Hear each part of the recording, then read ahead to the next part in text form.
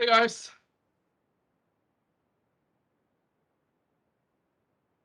are you there? Yes, doctor. Okay, so this is DBM3, right? Yes, Demon 3. Long time no see. Okay, how's it going? How are you? All of you there? I haven't seen you since you were DBM1, I think. Mm-hmm. Suddenly you're already DBM3. Okay, which means that you are going into clinical years very soon. Okay, so this is sort of like pre-clinical years. Okay, so that's why you're learning all these veterinary skills and whatnot, so you don't mess up during clinical years. Okay, so the lecturer are still nice when you are DBM 3. When you are DBM 4 and 5, they suddenly become someone else. Okay, so get ready. So for today, actually, we are supposed to have practical session, but since of the COVID situation and whatnot, we only can do online. So there's nothing much we can do today. Okay, I'll give you a short lecture. Okay, I should give you a short lecture on some of this stuff or on isolation and biosafety. And then usually during this class, we will do some hands-on kind of things lah. Usually we divide into groups and then one of you will be with me, do some stuff. And then another group will go with another doctor to visit the UVH and to see the isolation unit and whatnot. However, since of this thing lah, online thingy, I cannot bring you to, we cannot have a face-to-face yet.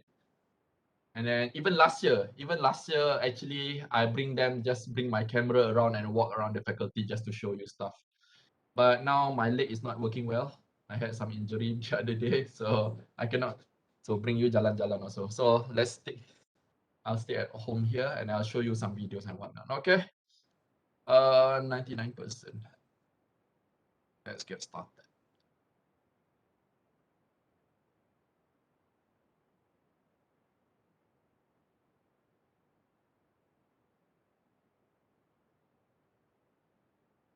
Okay, for this course, you're basically supposed to learn isolation protocol and biosafety, which actually you already applies. Okay, most of the time. Okay, since we had this COVID situation, I think it will be close to you.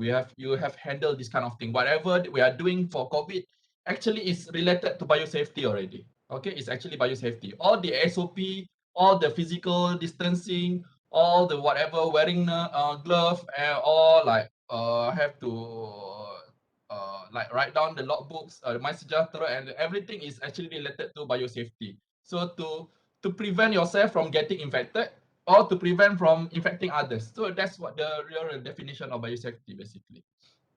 Okay, so I think I've covered this during when you were DBM1, if you still remember, 3910, the occupational hazard, where I show you all the weird pictures, all the injuries and whatnot.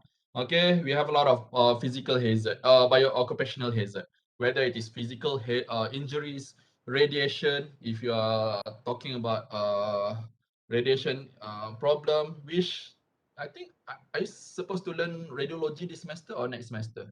I think it's this semester, right? Not yet. So maybe next semester then. Okay. And biological hazard, which related to infectious material. This what I'm going to teach you in this particular class.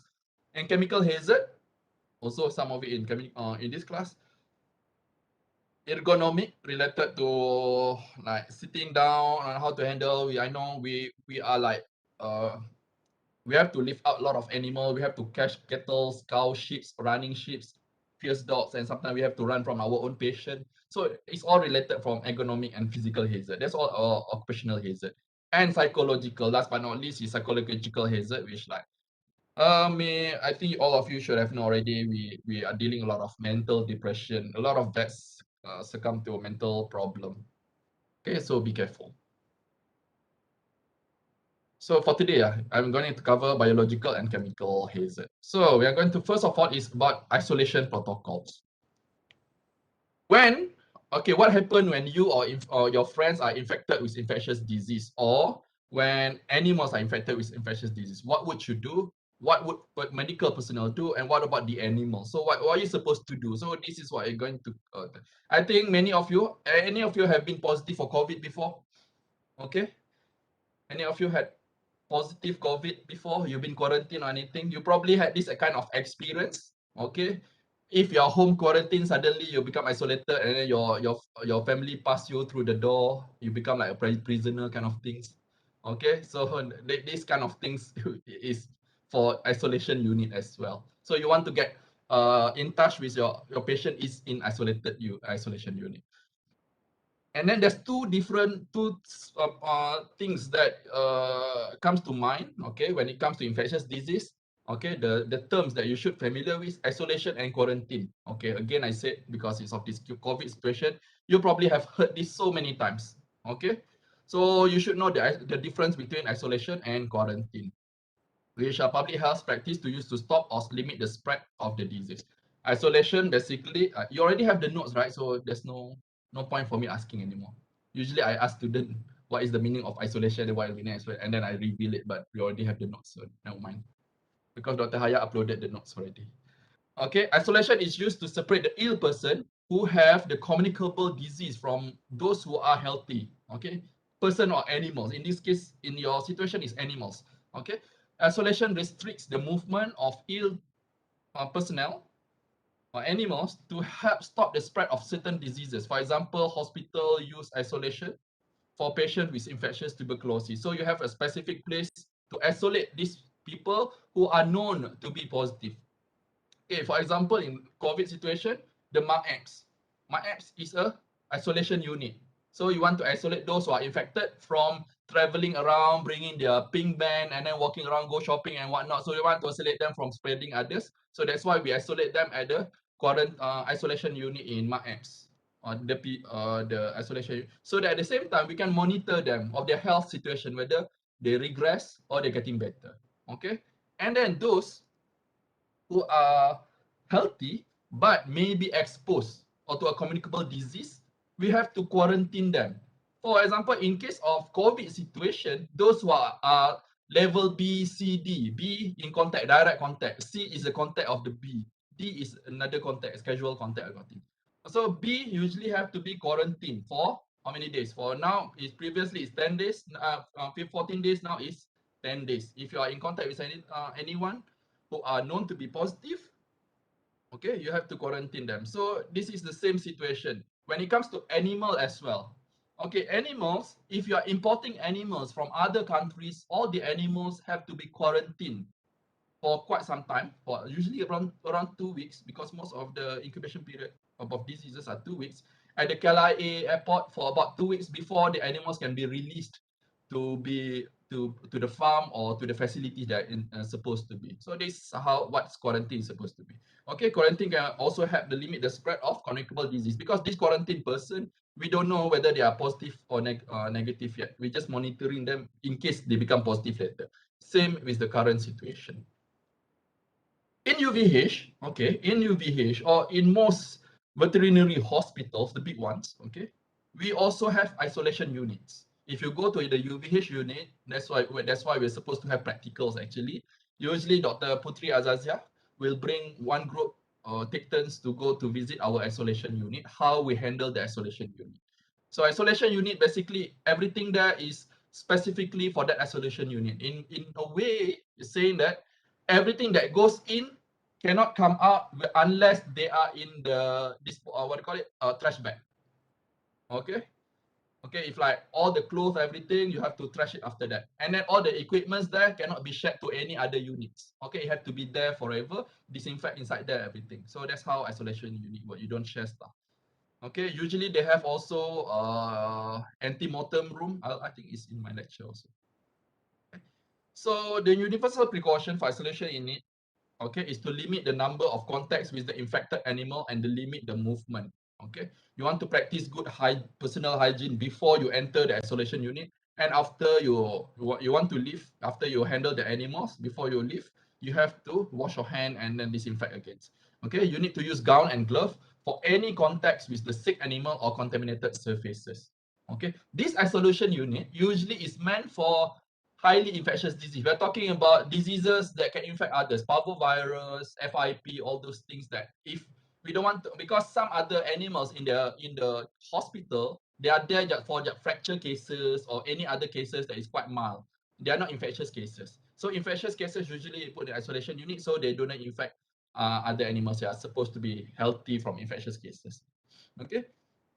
And then it contains and dispose, we have to contain and dispose all contaminated waste properly. Okay. Like I said just now, everything that goes in, if you bring your food container or suddenly you put anything, it have to be disposed after that. You are not meant to.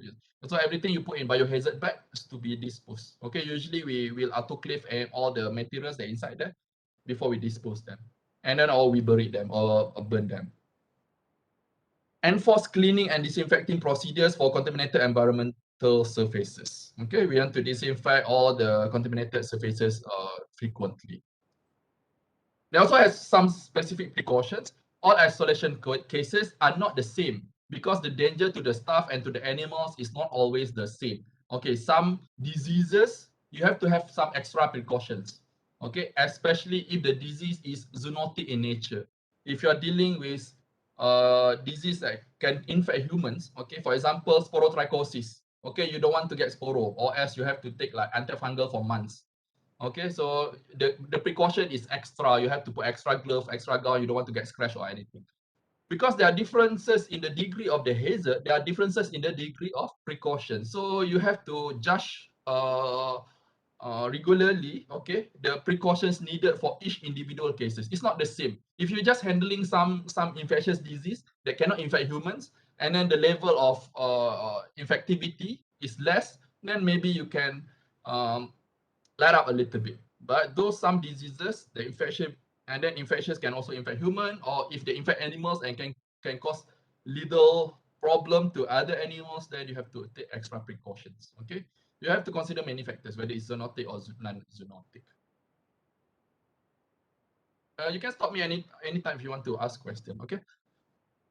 Secondly is about personal protective equipment, PPE. You have probably heard this so many times because of the COVID situation. You have seen a lot of people handling COVID personnel in PPE, in proper PPE. We also do the same thing. We also wear the same thing. We are handling infectious disease, especially zoonotic diseases like avian influenza, rabies, or some other some other infective diseases. Okay, infectious diseases. You have to apply appropriate PPE from the main clean rooms. For example, if you want to go in isolation unit, okay, and they have an empty room. Empty room is like in between the isolation room, okay, one room there. There's an empty room that is called like where it's supposed to put to be clean, sort of clean. You change your stuff, you put your gown, everything in the empty room before you enter the isolation unit. Okay. So that's where you put on your gowns and whatnot. If you want to enter the isolation unit, even in UBH. In UBH, we only put gown and then some glove and then mask and then head cover. The isolation anti-room floor will be sprayed with disinfectant after each and entry to the unit. So usually disinfect them before and after you attend the case. You have to change PPE in between patient if multiple patients are housed and require treatment. We have limited space for isolation unit. Sometimes in our isolation unit, there are few infectious cases put together. Okay, we have there's our limitation. But if you want to handle, for example, the first case is parvo, and the second case is another disease, you have to change. You cannot simply after you touch on the parvo one, okay, give injection, give fluid, and then simply touch the second patient. Okay, you have to change every single thing. You go back to the empty room, change your clothing, and then only you attend the second case. Okay, this is about regarding PPE. Okay, you have to don before in contact with the patient, generally before entering the room. Use carefully, don't spread contamination.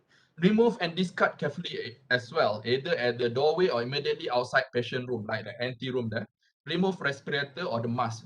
Okay, and mask immediately after that, and perform hand hygiene before you leave the room. If possible, you don't want to treat any other patient after that. Usually, when it comes to UVH also, we sort of like let only like one person to handle the isolated unit. Okay, usually this particular student that are assigned to handle isolation unit, they don't assign any other case to the student. Okay, so that's so you will become like isolation unit guy. Okay, so you only handle the one inside there, and then people also don't want in contact with you. Okay, so you'll be lonely. Okay, the sequence for donning PPE. Okay, this I think I've taught this before when you are doing one, so I'm just revising again. Okay, this applies also for a lot of cases. There, especially in like in COVID situation, you see like all the hospital personnel, they're wearing all this PPE. They also apply using this particular sequence. Okay, because this is coming from CDC. This is CDC guidelines for infectious diseases. Okay, for like avian influenza or rabies, also you sort of wear the same thing. Sequence for donning PPE, we put the gown first. Donning is not much of an issue because everything is still clean. Doffing is the problem. Donning is like the term using for putting on your PPE. Doffing is removing your PPE. Okay, so donning PPE, you put the gown first or your Tyvek. Tyvek is the disposable coverall, and then you put your mask or respirator, goggles. Okay, if you have to wear goggles or face shield, and then the last one is you put the glove, and the glove have to be over the gown. Okay, you have to put it over the gown, cover everything. You don't want to have any exposed surface. I'm telling you, especially in if you're dealing with what do you call it for AI. I have been to a lot of like AI simulation in case we have avian influenza case. That's how we do it. You don't want to have any part of your face or anything exposed. Okay, you have to literally cover everything.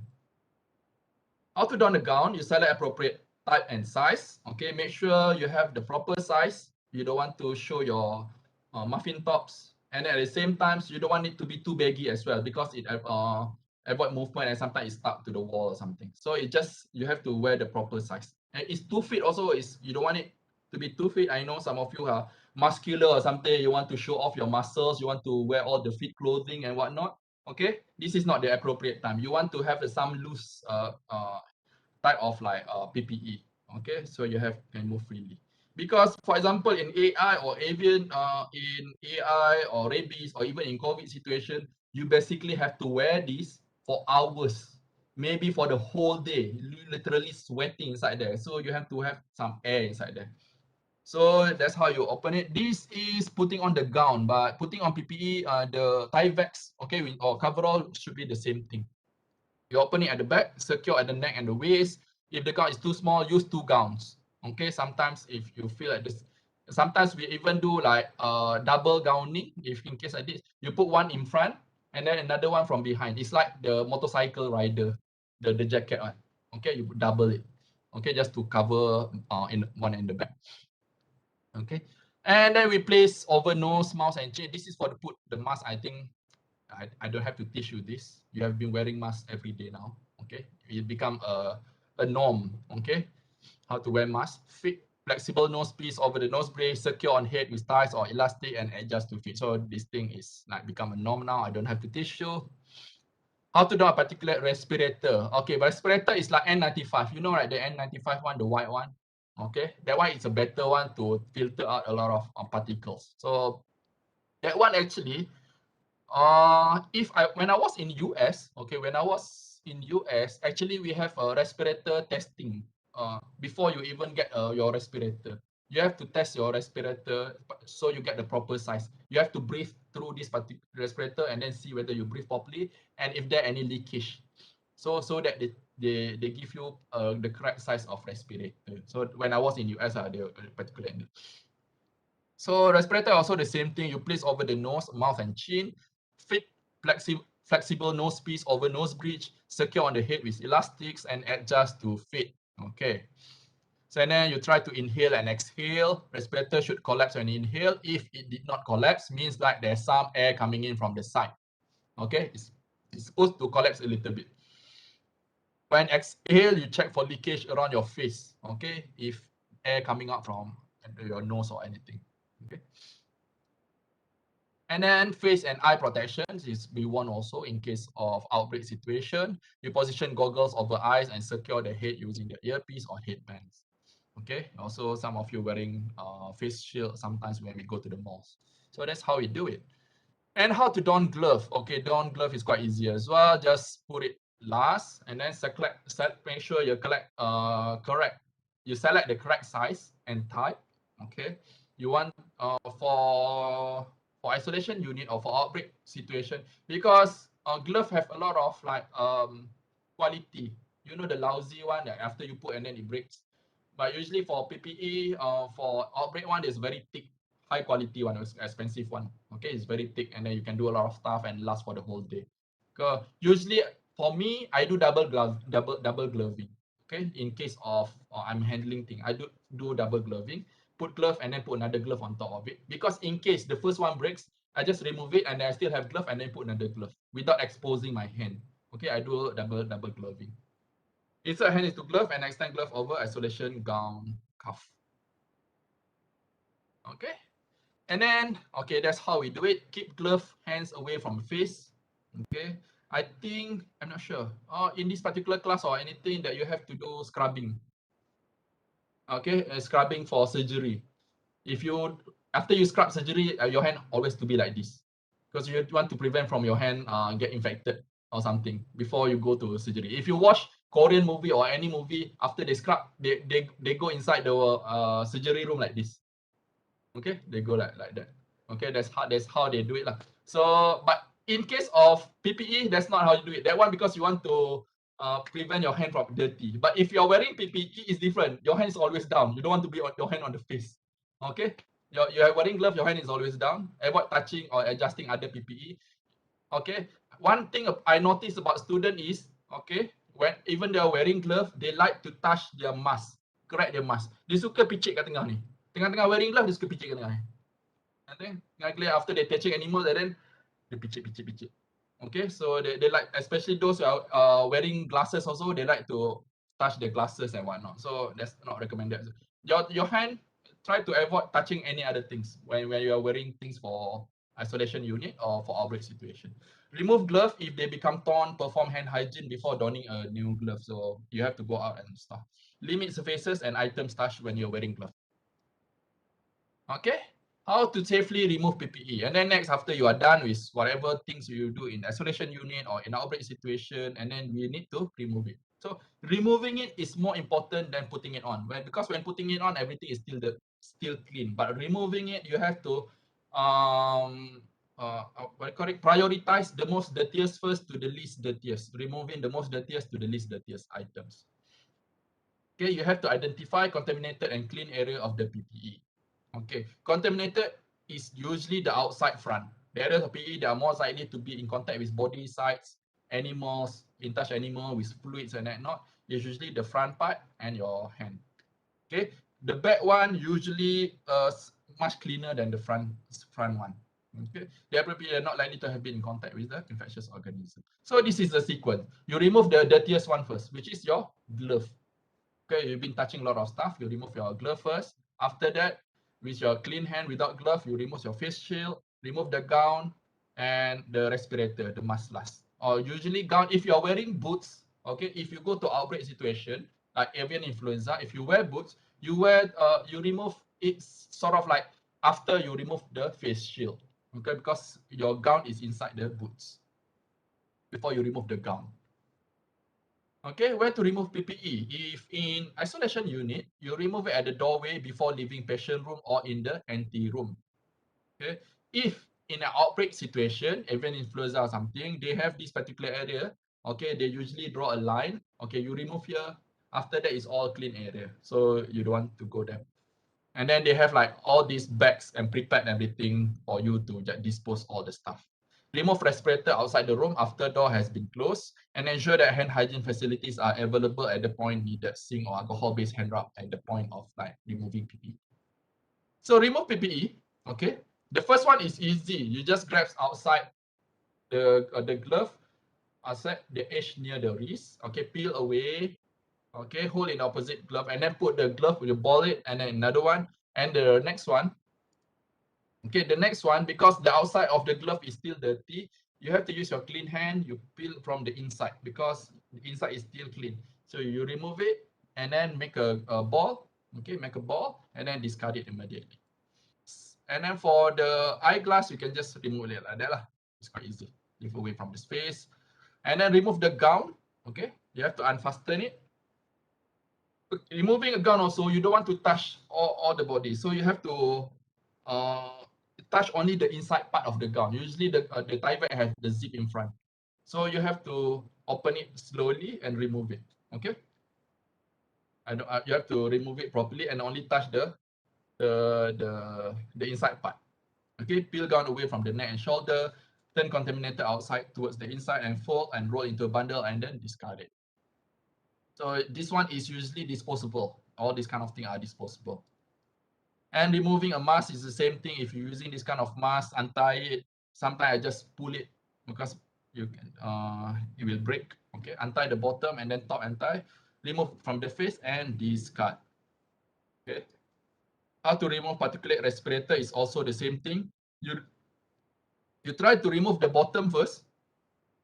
Okay, you remove the bottom first and then flip it over to the head. Why? Because if you remove the top first, sometimes the bottom is still there, and then the mask flip to your face. Okay, and then the mask like pop on your face. So you remove it like that. Okay, and then leave on top of the face, discard it. Okay, hand hygiene, and always perform hand hygiene immediately after removing PPE. Hand wash with soap and water or use an alcohol-based hand rub.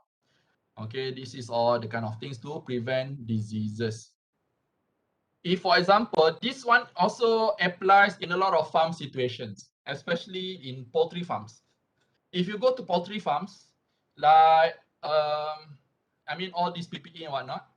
If you go to poultry farms, for example, those that are high-level poultry farm layers or breeders, they use the same thing. You have to remove all your clothes and then put on your clothes. You have to shower. You have to change your clothes, and then they are very strict. So you like next time when you are in DBM 5 or DBM 4, I'll probably can bring you to some of the fun to experience it. So you basically you remove all your clothing, then you have to run through the shower.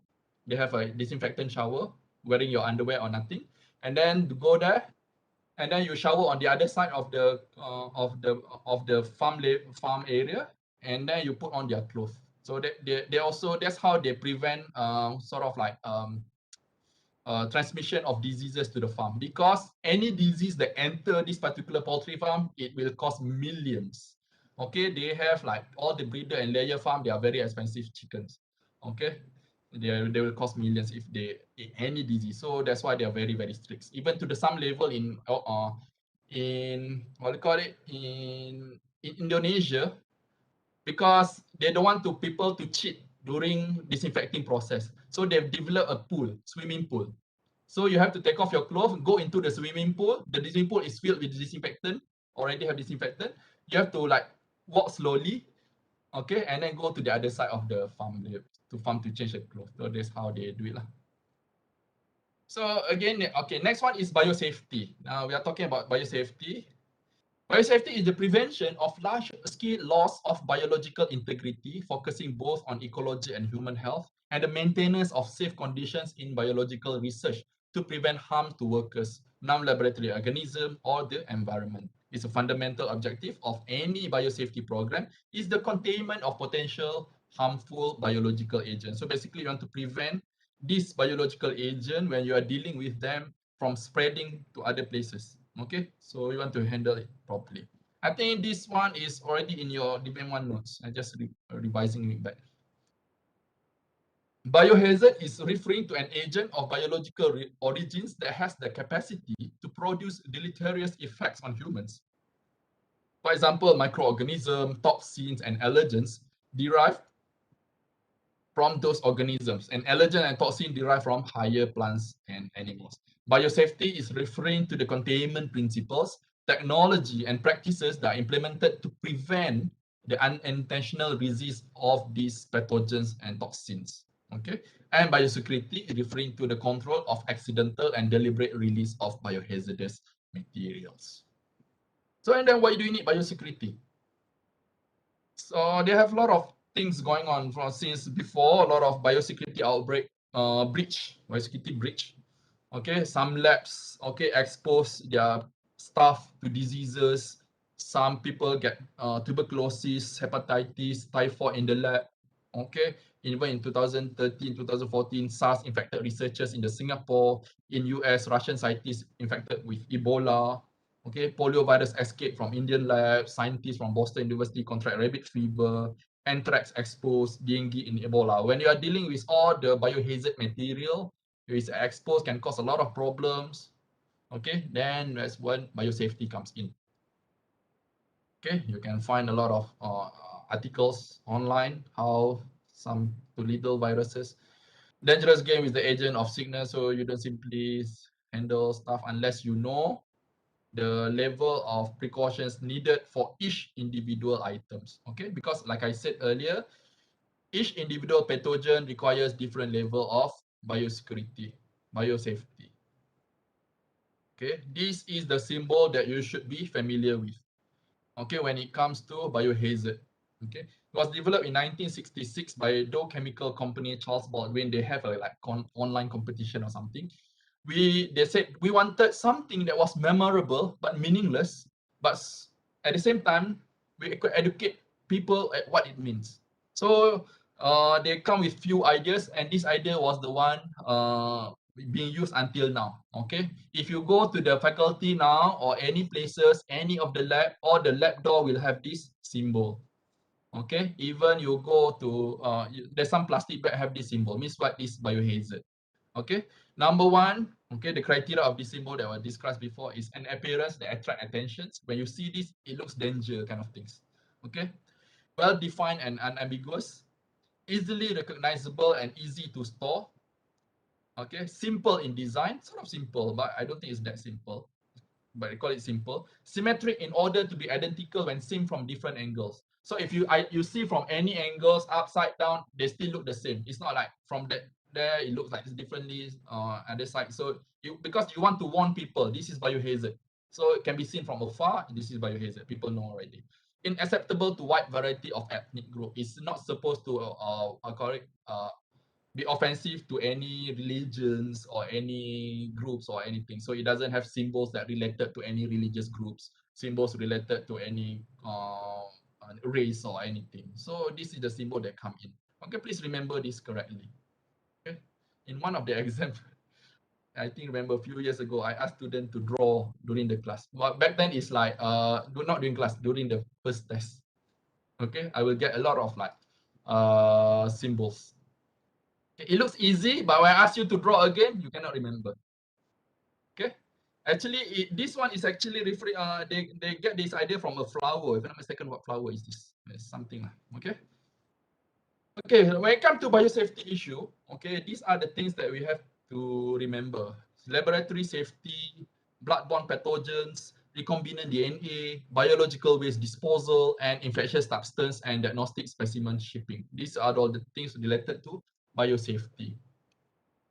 And then respiratory protections, bioterrorism, because some of the biohazard materials can be used for bioterrorism, like anthrax. Okay, anthrax or a lot of stuff. Mold and indoor air quality. This faculty, we have a lot of mold also. Okay, occupational safety and health in the use of research animals and biohazard use in animal models. So these are the things listed as biohazardous materials, whether they are viruses, bacteria, fungi, chlamydia or rickettsia, prions, or recombinant DNA. Any of you know what is recombinant DNA means? What does it mean, recombinant DNA? Any idea? Have you heard this before? Recombinant DNA. You don't know? Okay, korang dah vaksin belum COVID? Semua dah vaksin ke? Korang tahu tak dalam vaksin korang tu ada apa? Pfizer, what is the technology of Pfizer? What is the technology of Sinovac? What is the technology of AstraZeneca? What is the technology of different vaccine? Mesti korang, tak apalah asal vaksin je supaya saya boleh makan kat kedai. Apa masuk pun tak tahu. Okay, one of the vaccine that you get also recombinant vaccine because they inserted the COVID gene or something DNA into the monkey adenovirus. chimpanzee adenovirus. So you receive is chimpanzee adenovirus containing the particular gene of the COVID. Okay, you should know if you're receiving one of these vaccine. So one of the vaccine, kalau untuk Pfizer tu they're using the RNA lah, RNA vaccine. So they use the RNA to translate into to become that particular protein to express so that the body can detect the antibody. Okay, and then some of it is kill vaccine. Some of it is kill vaccine. So basically they take the whole chunk of the virus, the COVID, and they just kill it and then inject into you. Okay. Korang ni ambil vaksin tapi tak tahu apa benda yang berlaku. Okay. Then biohazardous materials also like transgenic plants, animals and insects. Okay. So all these things are. When I was in US, this fish is quite famous because zebra fish. They can change color or something. Okay, biohazard materials like human and primate cells, tissue and body fluids, and viral vectors. Viral vectors are the time, like I said, they're not just now the chimpanzee virus that can be inserted, the gene can be inserted to express that particular gene. Okay, so principles of biosafety, that we do have a lot of stuff. So usually this one, biosafety is dealing with lab level and then also farm level as well. Okay, so we have a lot of practices and procedures that you have to follow. They have a standard and SOP. Safety equipments, facility design and construction have to be planned properly to meet the biosafety level, and the level of protection have to meet the biosafety level. So if have you heard of this BSL level 1, BSL level 2, BSL level 3, BSL level 4? So it's basically the biosafety level of the laboratory. Okay.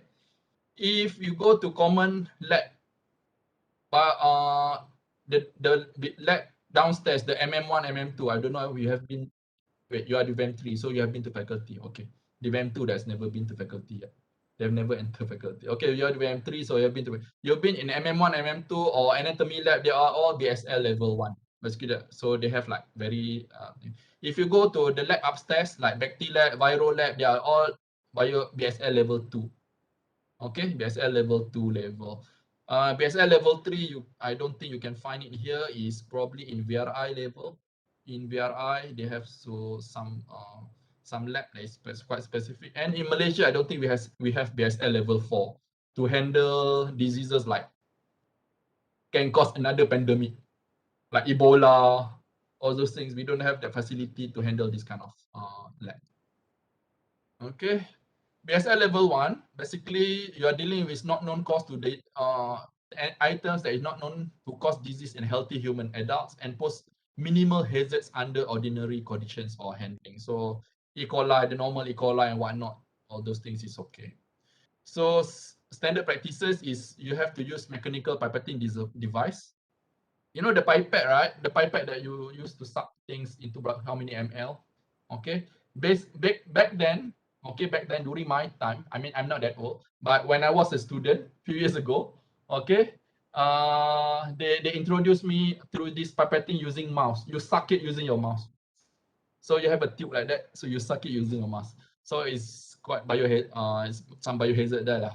We have an issue that some people sucking acids. Okay. So it's very nowadays people don't use that manual pipetting anymore. We use mechanical pipetting. Use the hand one. Okay. No eating or drinking or smoking in the lab. This is well-known rules. Okay. Do not eat, do not drink or smoke in the lab. Minimize splashes and aerosols. Decontaminate workspace surfaces after you use it. Safe handling of sharps. Okay. Wash hands before leaving the labs, and biohazard sign must be posted even though they are BSL level 1. So protective clothing that you should use in BSL level 1, basically you just put on glove. I put on lab coats. Okay, glove if you need to handle anything, but most of the time you don't even need glove. And eye protection if you are dealing with something that can splash into your eye. If not, most of the time we don't use it as well. So basically you only need lab coats. That's why you enter anatomy lab, physiology lab, or MM1, all those things, you have to wear lab coat. So that's the minimum level. So next one is BSL level 2. You work with well-characterized agents not known to cause disease in healthy adult humans or minimal hazard to laboratory personnel and the environment. For example, most of the bacteria. animal bacteria, Salmonella, E. coli, everything that they isolated in the bacteria lab. Okay, and then some viruses like hepatitis, measles virus, all those things.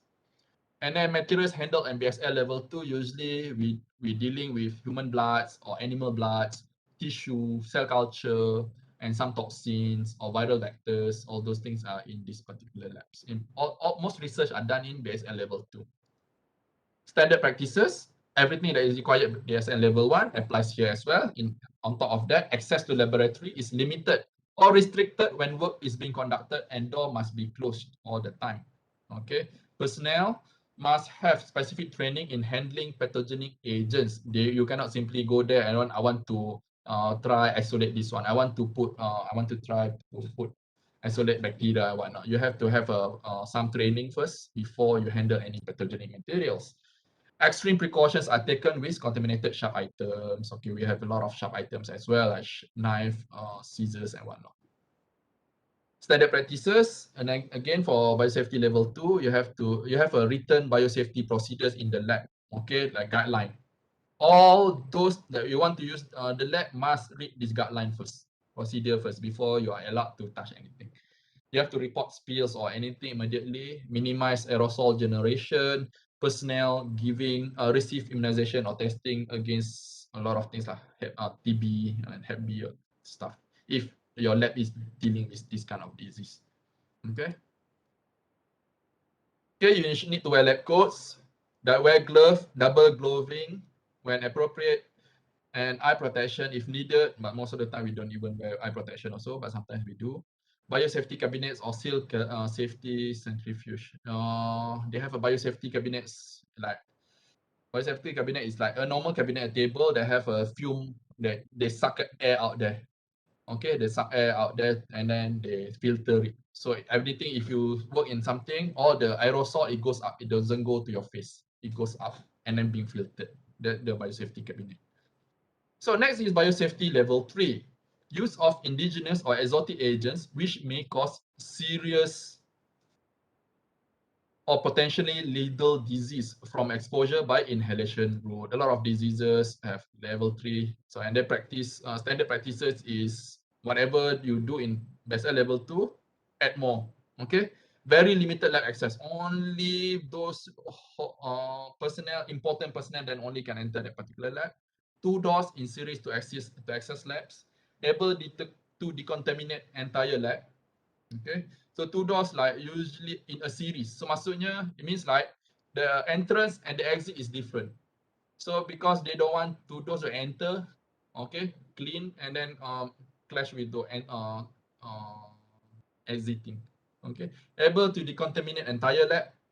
So you have the facility to decontaminate entire lab in case of spills or anything. Special exhaust ventilation is needed for this particular. And they require high level of training. Personnel must receive vaccination if available against whatever disease you are dealing inside there. If you are dealing with rabies, you have to be vaccinated against rabies. When I was in US, rabies is a mandatory vaccination for veterinary students. Okay. And then in Malaysia, rabies vaccination is very expensive. I think one shot is like 1,000 ringgit. And then you have to be booster 2 times. So it's 3 shots, 3,000 ringgit. Okay, if 3,000 ringgit for COVID as a only like 5% of Malaysia population vaccinated right now.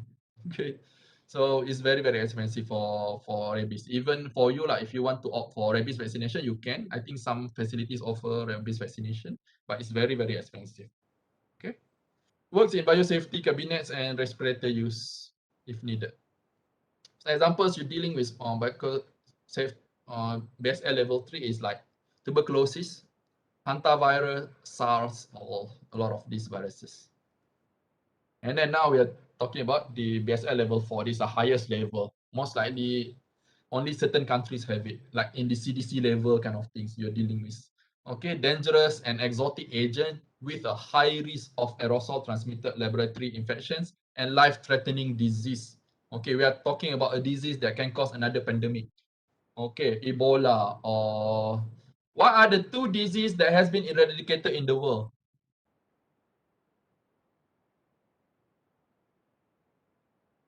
Any idea? Trivia. Name me diseases that has been eradicated.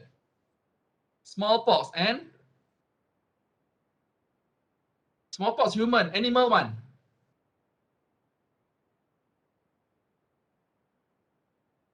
Tak banyak disease yang boleh eradicate. Kita ada dua je yang has been eradicated. You have never seen for very long time. Have you heard of rinderpest? Google lah. Rinderpest. Okay. So smallpox is one of it lah. Polio belum eradicate lagi. Ada lagi polio. Ada negara-negara Afrika tu ada lagi yang ada kena polio. Okay. Requirements, okay, everything from the BSL level 1 to 3, it applies here with additional precautions. Class 3 biosafety cabinets, so basically you will never touch the animals or whatever, diguna tangan je, masuk tangan je. Okay, shower, change room, similar to the farm like I told you earlier, you have to shower before you in, you have to shower after you exit to make sure that you are really disinfected. Clothing must be autoclave before laundering. Okay, you know autoclave machine? Like they put a lot of become hot and whatnot. So autoclave, airlocks. The room have to be airlocked. The room have to be airlocked. And then multiple filters.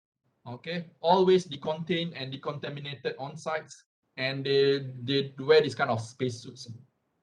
Okay, if you watch in some movies, ni apa tu? World War Z.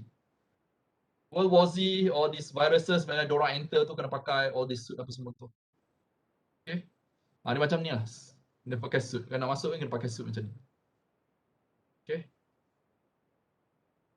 So this example, for example, Ebola virus, monkey bee virus, Marburg virus, those are high-level virus that can infect human and can cause another pandemic. Okay, safe work practices for all levels. You hand wash afterwards. When removing gloves and before leaving the lab, this is like very general. No eating, drinking, or applying cosmetics. Okay, handling contact lenses in the lab. So avoid all this kind of thing. Maintain labs in clean and orderly fashions. Limit access to lab when working with organism is still in progress. Okay, use good microbiological techniques. Okay, you have so means that you have to practice first. No mouth pipetting. When possible, use plastic instead of glass. So sharp safety, I think I've taught you before when you were the BEM1, but when you were the BEM1, the BEM2, you probably haven't handled a lot of sharps lah. Okay, but in this particular semester, and then the upcoming semester, you will deal with a lot of these sharps, syringes, needles, blades, and whatnot. So please be careful with all this stuff.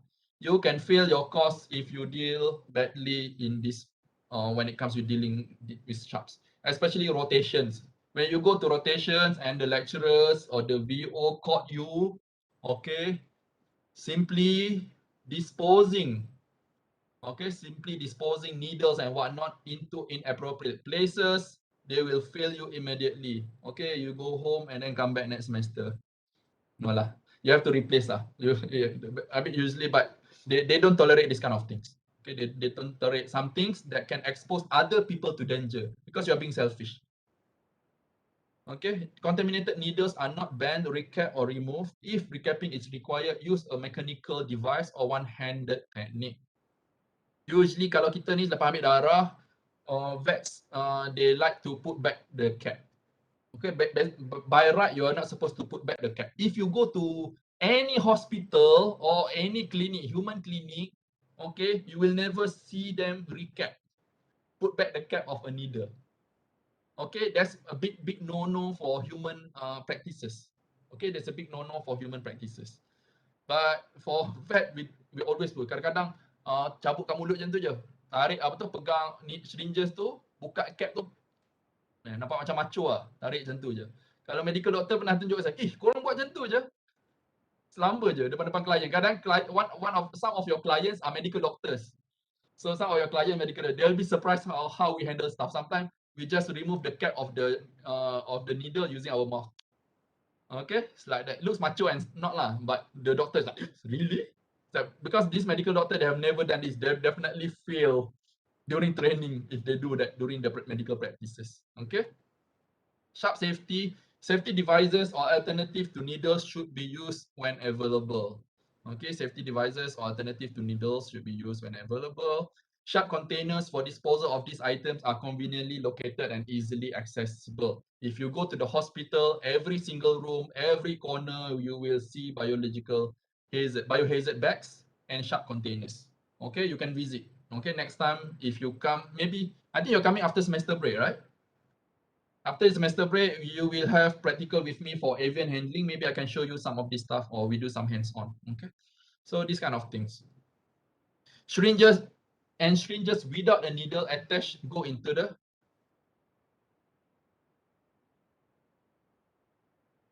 syringes without needle attached go into a sharp containers. We have a sharp containers. Contaminated micropipettes, pipette tips, and pasture pipettes are discarded in the puncture-resistant container or sharp containers for disposal. Ni dia ada yang panjang punya ni. Kejap ada orang call me.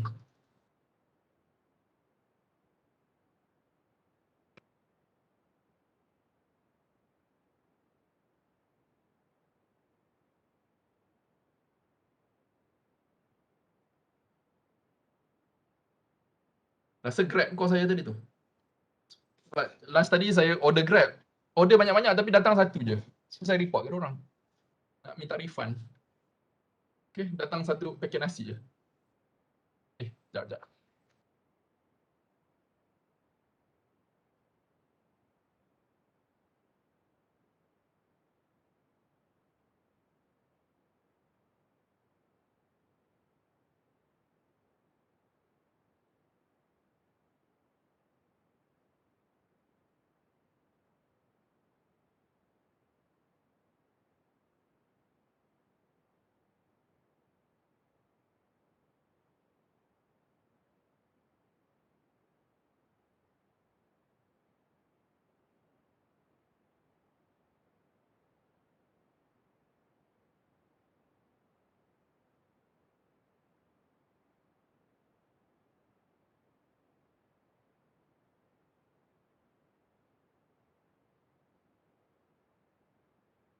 Okay, saya dapat voucher RM10.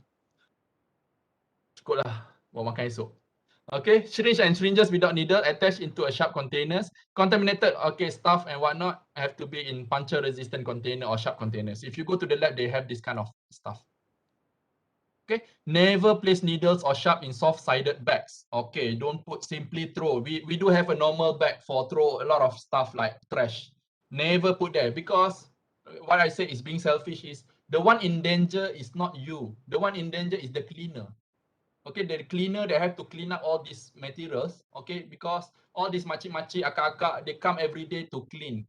And then if you simply throw away needles and sharps, they are the one exposed to whatever. You probably have injected animals and whatnot, a lot of blood stuck there, and then tetanus or whatever, and then it's the cleaner that is being exposed, okay? I have seen students simply throw stuff and then immediately this lecturer will become like a lion. Okay, and then again, okay, we have laminar flow equipment, biosafety cabinet, protect personnel and environment from hazardous particulates and from infectious agent. We also have laminar flow clean benches. Laminar flow is like a safety cabinet as well. It's like the safety cabinets. Clinic waste is defined as substance matter or things generated in connection with any dental, medical, nursing, or veterinary practice or any other practice established providing medical care and services for the sick, injured, infirm, or those who require medical treatment, any dental, medical, nursing, veterinary, pathological, or pharmaceutical research, or anything related with these practices. So all these things are clinical waste. We have a lot of groups of clinical waste. Group 1, 2, 3, 4, whether it's infectious agent, human tissue, laboratory waste like chemicals, or sharps, or any of other wastes. Okay, if you go to the lab or to the UVH, you will see a lot of these bags.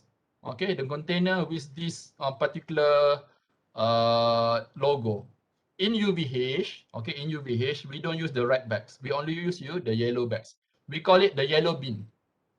The yellow bin is meant for biohazard materials only. Biohazard materials means like all the blood, whatever discharges or things that you have in touch with the animals have to go into the biohazard waste.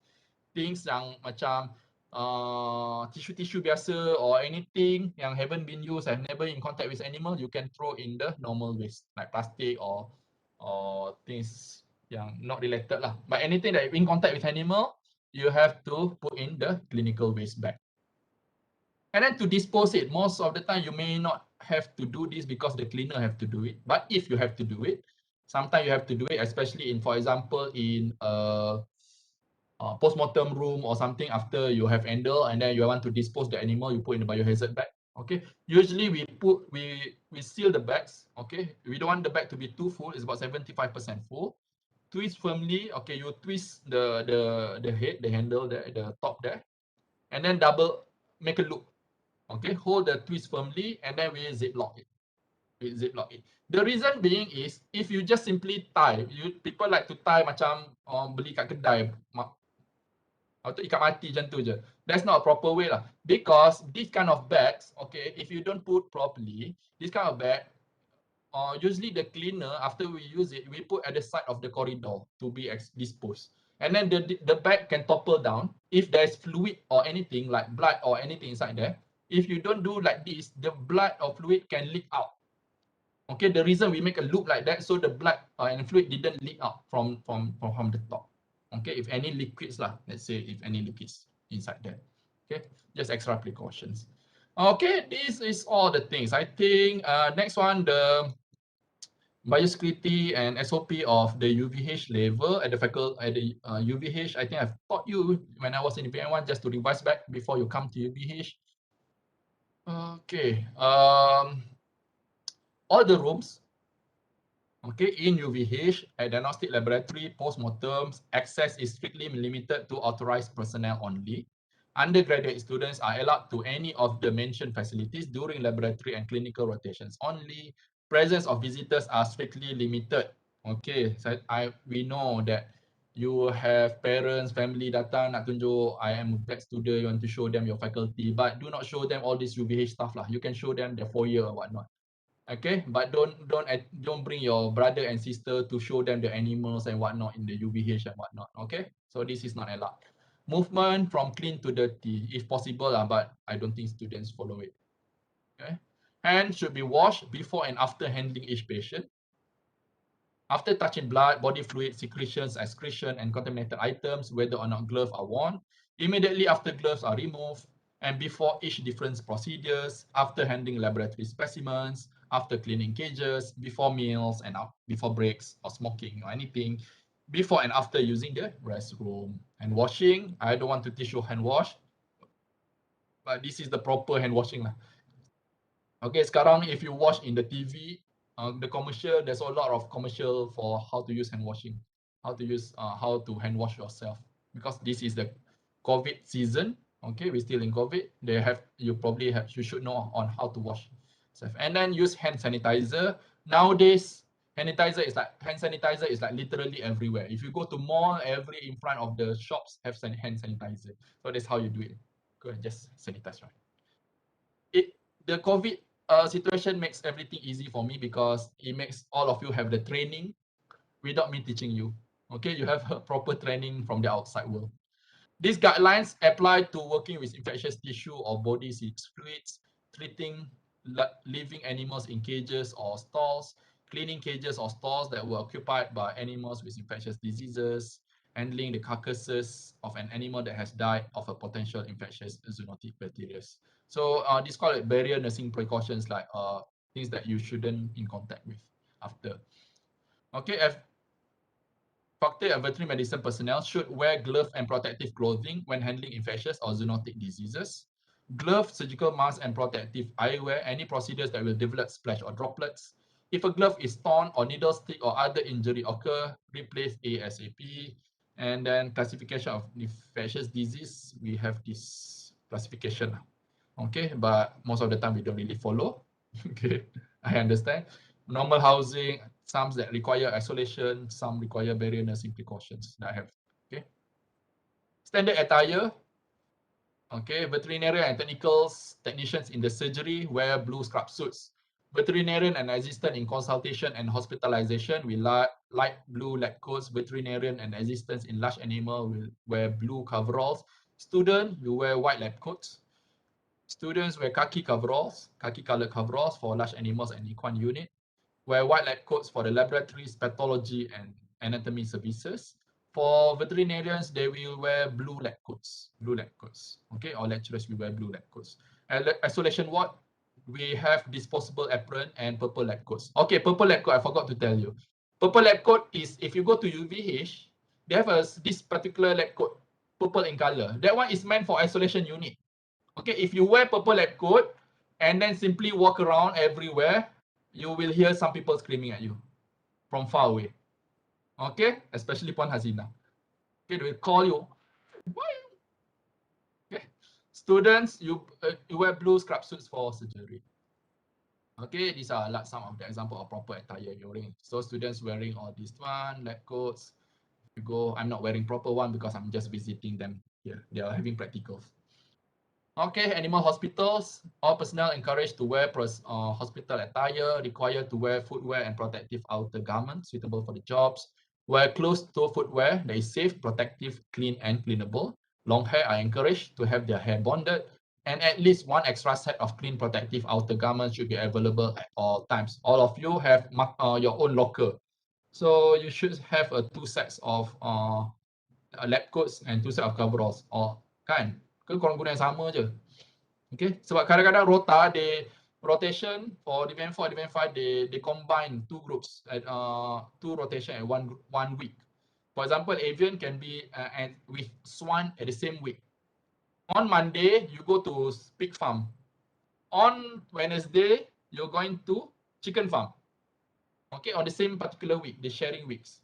Okay, so I don't want you, when you come to avian rotation on Wednesday, you're wearing your lab coats that you wear to pig farms without washing it first. Okay, because pig farm really smells really bad. Okay, saya boleh tahu. Sebelum, kalau yang macam tu, kena tinggal kat belakang je lah. Terpaksa tinggal, bau busuk sangat. Sebab naik van dah lah berjam-jam. Nak hadap korang punya bau. Okay. This one is, I think you can read this one, this stuff. Okay, some of the example, safety. You need to wear proper shoes. Basic cleaning and disinfection. Personnel and students are exposed to be familiar with this basic cleaning and disinfection. In UVH also, we also have the food dip. Okay, make sure you, after we go to farm, and before we go to farm and after we come back from farm, you have to wash your boots at the allocated area. Okay, at the area allocated before we even go to this, we enter the UVH. Okay, and then never wear your boots here and there, walking all around. So you wash your boots and then you carry the boots in your plastic bags. Okay, you don't wear boots unless you want to handle cases you are dealing with large animal. Disinfectants vary greatly in the spectrum of activities. Okay, disinfectant solution must be appropriate dilutions with an adequate contact times. It is critical to rinse and remove all residues from previous disinfectants. Okay, when it comes to disinfecting, this is one of the things that is quite important that usually I teach students during the practical class, how to clean a table. Okay, how to properly clean a table. Appropriate attire should be worn whenever using disinfectant. Remove all visible debris prior to disinfectant. The presence of gross contaminations will inactivate most disinfectant because all these debris are organic materials. Organic materials can inactivate disinfectant. They make the disinfectant does not work against these viruses and bacteria. Okay, because they bind organic materials, for example, mud or tissue or stuff. If you put on with disinfectant, it can inactivate the disinfectant, so it less efficacy. Thoroughly rinse the clean area to remove any detergent residue, as some disinfectants may be inactivated by detergent. Allow area to drain or dry as much as possible to prevent dilution of disinfectant solution. Okay, you want to dry it first. Wet area thoroughly with disinfectant. Disinfectant should ideally remain in contact with surfaces for 15 minutes, particularly if infectious agent is suspected. So disinfectant requires contact time. So you don't simply you put disinfectant and then clean after directly. Let them work first to kill the virus or bacteria.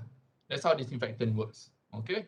Even if you want to dip all the clothing in Clorox, for example, you want to kill bacteria or whatnot, you have to let them dip for quite a while. You don't simply dip, and it's not working like that. Okay. Remove excess disinfectant with water, clean paper towels, mop or squeegee.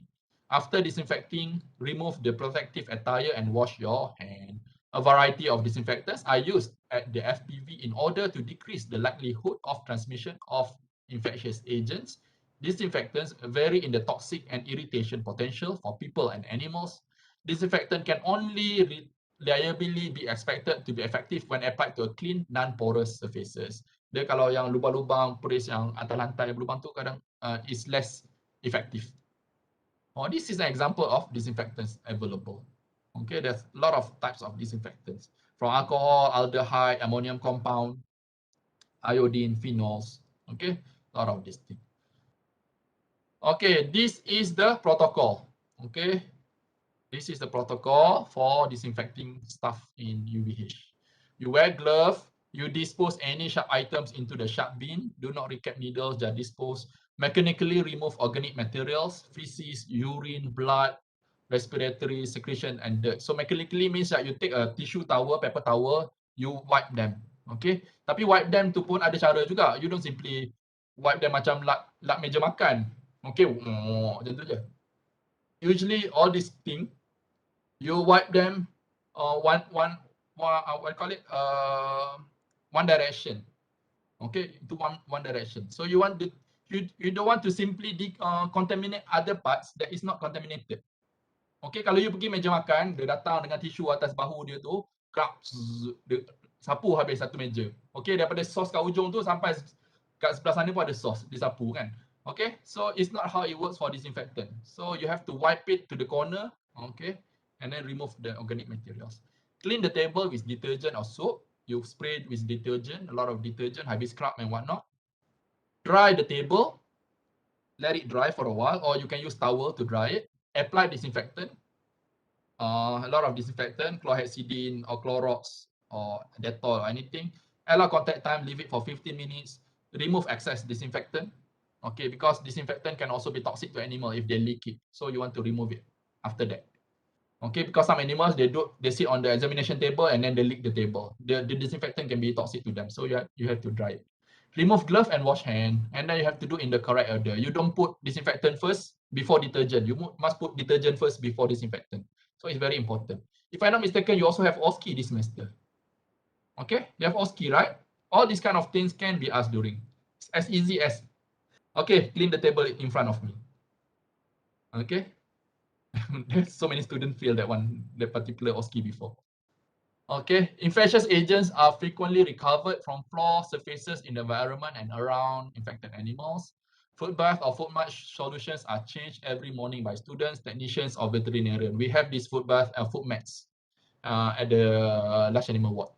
So okay, students have supposed to change this one if you are in the rotation. Personnel and students are required to use foot bath or foot mat appropriately whenever they are encountered. Okay, that's all for the lecture. Now I just want to share you some pictures. Okay, this is a situation of avian influenza outbreak. Okay, not a situation, simulation. Okay, simulation. So yeah, they have to wear similar to the one that they are wearing for COVID. Have to put it there. And then if you see closely, I don't see the hand. Okay, they have to be, even after they wear glove, what they did is they put a masking tape around the glove. Okay, masking tape around the glove and around the boot. If you see the boot here, nampak tak kaki dia ni? Okay, they put masking tape because they don't want to be to get exposed. Kat muka pun dia akan cover, dia akan tarik benda tu sebaik mungkin. Okay, and then dekat belakang orang ni ataupun depan orang, okay, they will write with marker their name. Okay, because when everyone is in their suit, we don't know who's inside there. So you have to wear a marker, big marker inside there. Okay, this is Nick here. Don't call me Farah. Okay, something like that lah. Okay. Okay, and then usually they put this notice. This sebab ni simulation, sebab tu ada makcik ni duduk kat tengah-tengah ni. Okay, this simulation je. Ni dia spectator. So they have to go to the chicken farm. So basically in avian influenza, we have to go to the farm to kill all the birds. okay, to kill like, I don't know, so many birds. Depends on the capacity of the birds. So here, okay, they cull the birds. And then you put in the plastic bag. I think this one they cull with gas. Okay, maybe or cervical dislocation. You dispose them, you have to dig a big hole, put all the birds inside there, and then put lime. Okay, and then cover it. And then put lime again after you cover it. So that's how they do for. And then the simulation also, this is a parallel simulation. This is a big simulation, national simulation. They also, in case of human exposure, okay, they also have medical doctors. Okay, we take the actor that's supposed to be farmers to the hospital, how to attend the cases and whatnot. Okay, so pakcik ni tak sakit pun sebenarnya, dia berlakon ni. Okay, sebab this is a simulation. And then, ni mati dah. Is it? I don't know whether this is orang ke apa tu. Okay, so this a simulation lah. In case of like during Nipah outbreak the other day, kalau untuk pig, it's a bit sad also lah. They dig a hole like this, they put all the pig and then they shoot with guns. All the pigs inside the hole. Okay, that's how they do during the outbreak situation. And then I want to show you a video. Wait, stop sharing for a while. Share, show me optimally. Share your computer audio. Okay.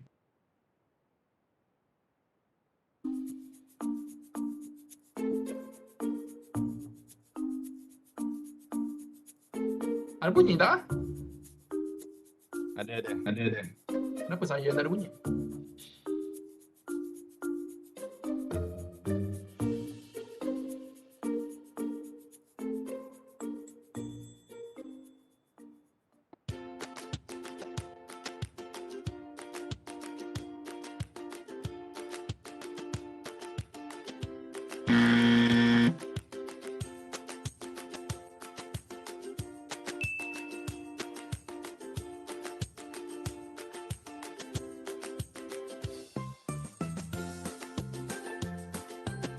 Ini cara buka glove lah. Okay.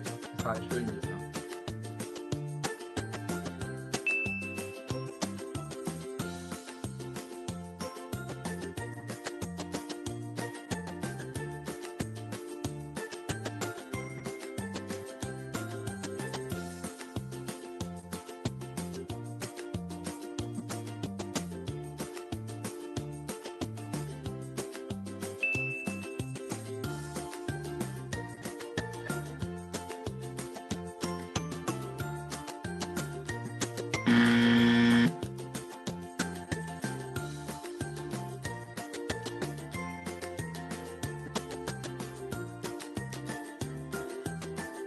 Okay, yellow pin ni dia ada this place tau.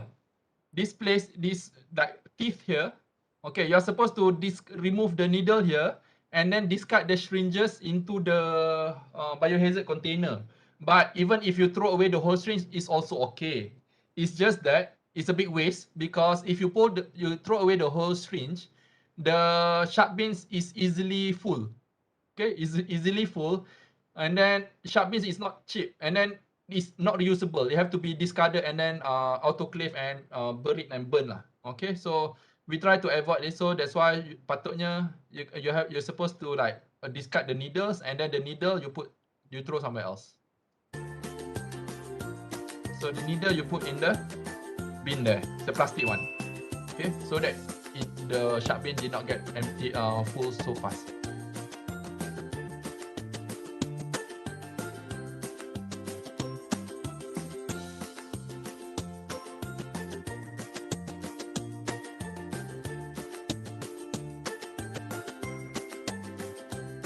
That one is sharp, so don't simply put in the normal container, even though it doesn't look like it. But that one you can put a normal bag. But inside there is also sharp bins actually. Nampak tak plastik pun? Sharp bins tak, biohazard bag.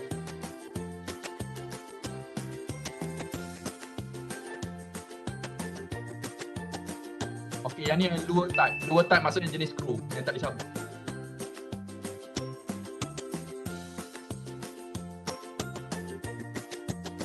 Okay, feces and everything are okay, biohazard material. So kena masuk dalam yellow bag. Dalam tu ada yellow bag kan? Okay, that's a yellow bag.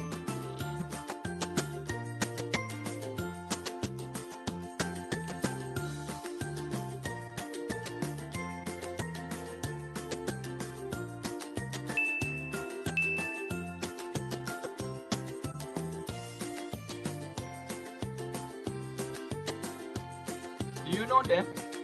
The students here? They just graduated last year.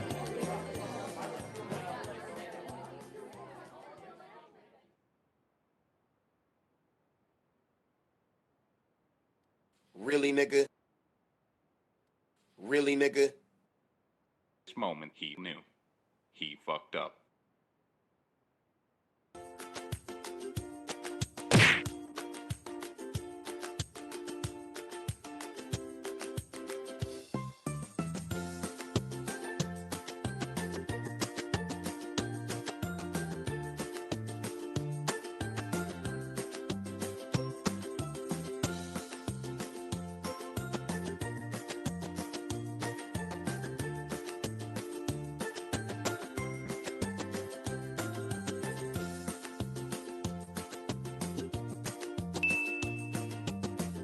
Hey.